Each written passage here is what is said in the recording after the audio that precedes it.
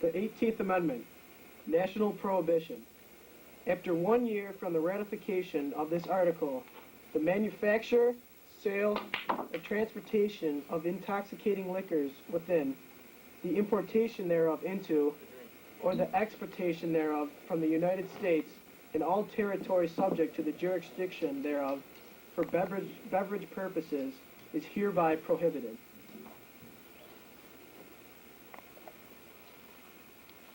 Sorry, boys. You know the rules. 18th Amendment. You can't have none of that anymore. Hey, man, you know, all taken away. you do us some favors, we'll do you some favors, alright? Sounds good. You didn't see anything here I today. haven't seen anything, boys. Have fun. One of the arguments for prohibition was that many families' incomes were taken by the working fathers and spent on liquor and other distilled beverages. It was not uncommon to spend his entire week's salary on booze. Many homes and families were destroyed because of abusive, drunken fathers. Where have you been? Where have you been? Where's our check? Don't tell me you spent it on liquor again. It's me and Johnny Walker having a good time. No, you always spend our money Where's on my liquor. dinner?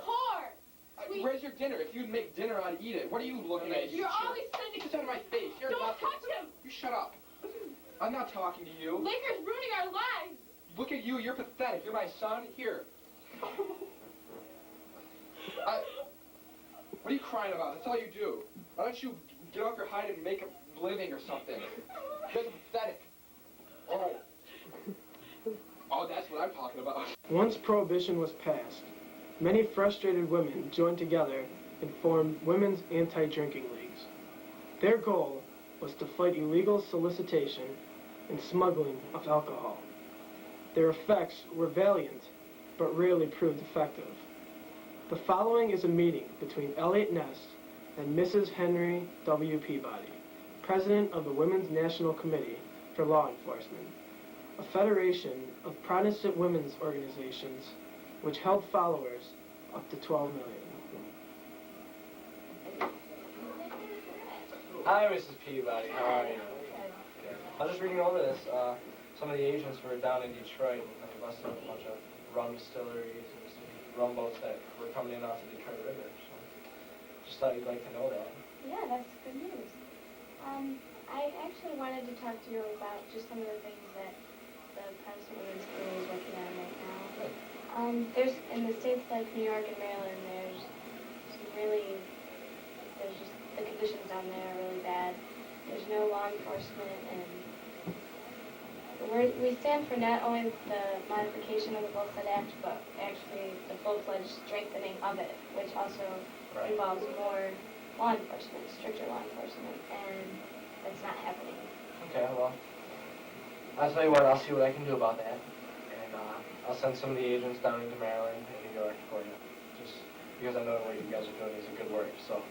And I agree with you on what you're saying, so we'll try and get as much as we can cleaned up down there. It's not only in those states, though. I mean, there's homes are being wrecked in other states, and, you know, the law enforcement is horrible all over the country, and we just need to stop the evils of drinking. It's out of control. Well, we'll do what we can. Thank you very much for Thank coming you. in. Thank you, sir. Prohibition led to many underground parties and the establishment of secret clubs known as speakeasies, where illegal liquor was sold.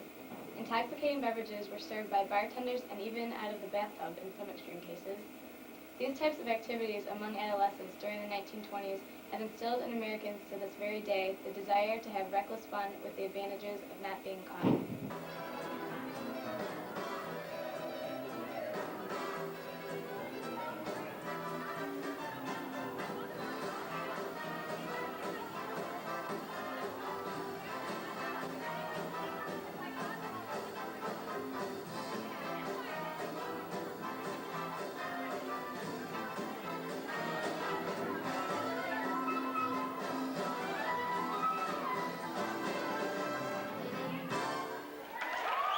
Prohibition, there is no such thing as organized crime.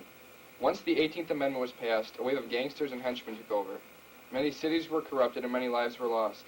Al Capone ran the underground booze smuggling in Chicago, and the Purple Gang ran their business in Detroit.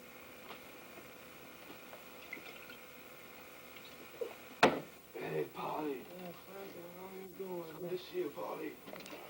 I heard you got some business for me. I need you to go down to the hub, make an exchange for me. No I problem. need some money, I got. I'll do this for you, Polly. I'll take this down to the harbor for you. Do this. Anything for you. We're family.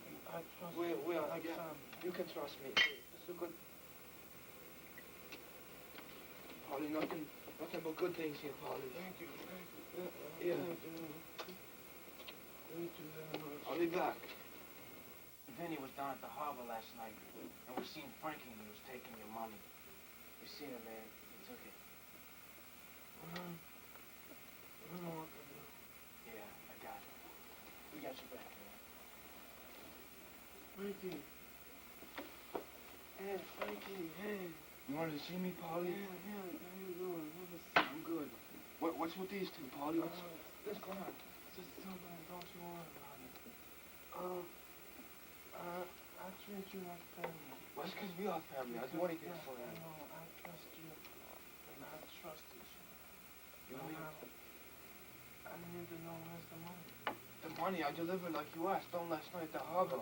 I did what you asked. You know you can trust me, Polly. I trusted you. I treated you like family. I know it's... And now, That's because we are family. you disappoint me. I don't disappoint anyone, but... I- Say, Polly, I gotta I go, don't like- you know. I got these places I I gotta don't go. like when people disappoint me. I don't disappoint you, Polly, no. But I really gotta be going. Bye-bye. What's the...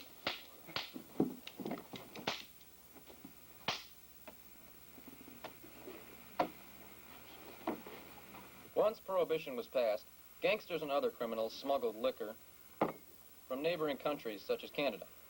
The term bootleg whiskey was used to describe the liquor because the harder Why you forms of taking my alcohol stuff? were favored and more moderate drinks like beer and wine. Bootleggers were rarely caught, and when they were, they had enough money to play their way out of trouble. This is my favorite. Our boys from Canada did well tonight, boys. Yes, they did. Oh, nice Canadians, eh? Yeah. Alright, guys, here's the plan. Here's what we need to do. That house right there. There's a tunnel right before you get in. We need to get it into that speakeasy. So, exactly. So what we need to do is we need to be quiet about this. We need to do it when nobody's around. And we need to run it across there. No stopping, all right? All right, that house get right tired. there, Yeah, let's do this. that one right there. Oh, wait, we gotta wait for the No, let's traffic. just We gotta wait. wait for the Let's just traffic. wait for these people. Let's get ready to do this. Ready? There's no police. Come You on, talk boys. to Don't talk police. to our We buddies. got it all handled. All right. You got this? Ready, All right. here? Wait, let's wait for these people. All right, get down, guys. Get Come down. on. Let's do this now. Here we go. Sit. One. All right, go. Scatter! Scatter! All right, move. Come on.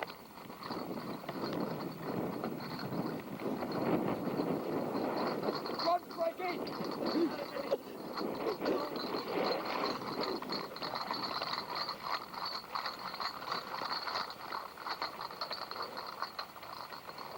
The following debate is between Mora, who is a libertarian, and Paul, who is an active prohibitionist. This debate is taking place in the 1990s. However, the attitudes being represented have been evolving since the Prohibition era in the 1920s.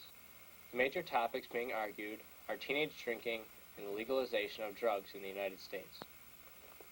Prohibition isn't causing the problems. It's a solution to them. Without prohibition, organized crime would never have formed, and teenage drinking and drug abuse wouldn't be a problem. These also lead to other risky behaviors such as casual sex and violence. Prohibition also threatens the freedom of expression. Nonsense. You are telling me that a 14-year-old who drinks alcohol is expressing himself? No, but for example, the American Indians use peyote during their religious ceremonies, and they can't because they're illegal.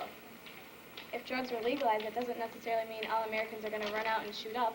You can't assume that. Besides, drugs and alcohol create more social problems than prohibition does. That's not true. Prohibition leads to overcrowded prisons, overloaded courts, less enforcement of violent crimes, and corruption in the legal system. Oh, yeah! Holy Jesus! What the? Oh my God! Oh, get him! Go get that drinker! Go get him! Get out of the way, old man! Get out of the road! Al, get him! Al!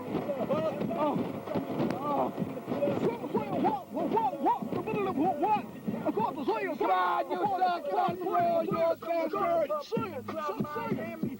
Yeah.